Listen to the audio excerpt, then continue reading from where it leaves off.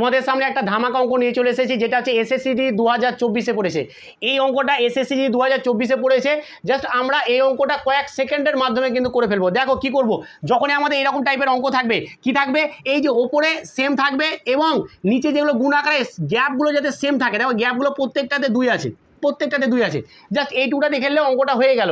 কি করব, দেখো আমাদের যেটা সেম আছে ওপরে, সেটাকে আমরা নিয়ে নিব, দেন ইনটু করব। দেন কি করব, ইনটু করব। ইনটু করার পর কি নিব, আমরা নিব ওপরে নাম্বার অফ টার্ম। এইরকম করে 1 2 3 4 করে কতগুলো আছে। তাহলে কীভাবে ভাববো, কীভাবে ভাবার জন্য আমাদের যত গ্যাপ আছে সেই গ্যাপটা দিয়ে এখানকার প্রথম নাম্বারটাকে বা শেষ নাম্বারটাকে তুমি ভাগ করো। তাহলে দেখো আমি যখন 99-কে 2 দিয়ে ভাগ করব, তখন কিন্তু আমরা পাবো কত, আমরা পাবো 49.5। এই 49.5 পেলাম। তো এবার আমার কাজ হচ্ছে, যেহেতু আমরা এখানে ফ্র্যাকশানে পেয়ে গেছি, আমরা ঠিক এর পরে আমরা পূর্ণ সংখ্যাটাকে নিয়ে নেবো। আর যদি আমি 101-কে ভাগ করতাম 2 দিয়ে, তাহলে ঠিক তার আগের পূর্ণ সংখ্যাটাকে নিয়ে নেবো। তাহলে পরের পূর্ণ সংখ্যাটা 50, তাহলে নাম্বার অফ টার্ম হচ্ছে 50, মানে এখানে কতগুলো টার্ম আছে, 50টা।